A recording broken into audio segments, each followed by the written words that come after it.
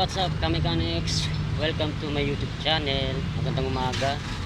At ito, meron tayong re-rescue sa MOA na Vios Dual PPTI manual transmission 2017 model. So yan, ang issue niya ay nag-sign daw ng overheat yung sakyan niya.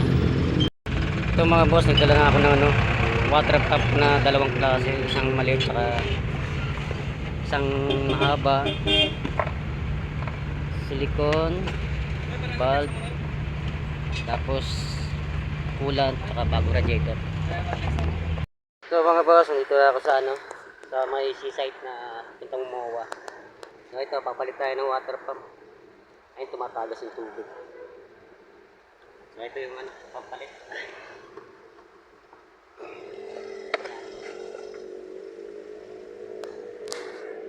So mga boss, napaklas ko na yung water pump niya.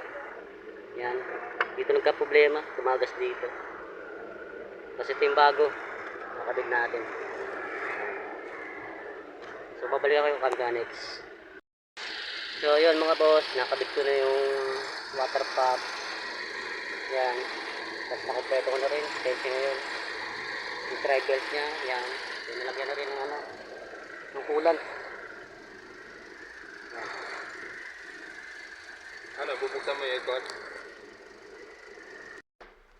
So ayan mga boss, wala naman siyang check engine ng overheat. Yan, tingnan nyo naman, nakapatay siya. Yan, malapit ko. Yan, nakapatay. Yan o. Okay na, itong check engine ng ABS yan. Check engine ng ABS sa yan. Hindi sa sensor sa gulong niya. So supposed to be okay naman lahat na. Nakabit ko na lahat yung yung kailangan ikabit na pyesa. So yun, pinapanit lang namin para malaman ko kung meron bang talsik ba. Yan mga boss, pauwi na kami ng Quezon City galing dito sa MOA Seaside. Yan, nagawa na namin yung sakyan ni sir. So, tanong ko lang sir, paano nangyari yun? Buti na itabi nyo kagad yung sakyan.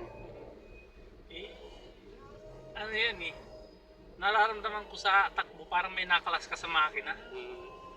Tapos di nangangamba na ako, kinabahan ako. Dadaling ko na dun sa bodega namin sana.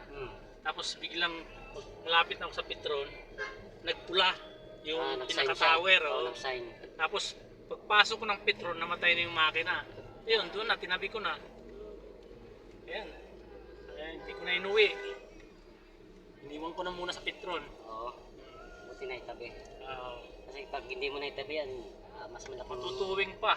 Tuwing ka talaga. Sakto nga, may dumaan na tuwing nung naitabi ko. Ayos. Saka mabait itong sasakyan na to. Hindi tayo na malagay sa alanganin. Oo. Yun mga boss, nagawa na natin yung sakyan ni sir at napalitan ko na ng water pump. Dalawang klase na yung kinuha ko, tsaka nanigurado na ako, nagdala na rin ako ng radiator. Baka sakaling radiator nasira sa kanya. Yun. Maraming salamat, Kamekanics. Huwag niyo kalimutan, follow, like, and share, and subscribe po. Maraming salamat.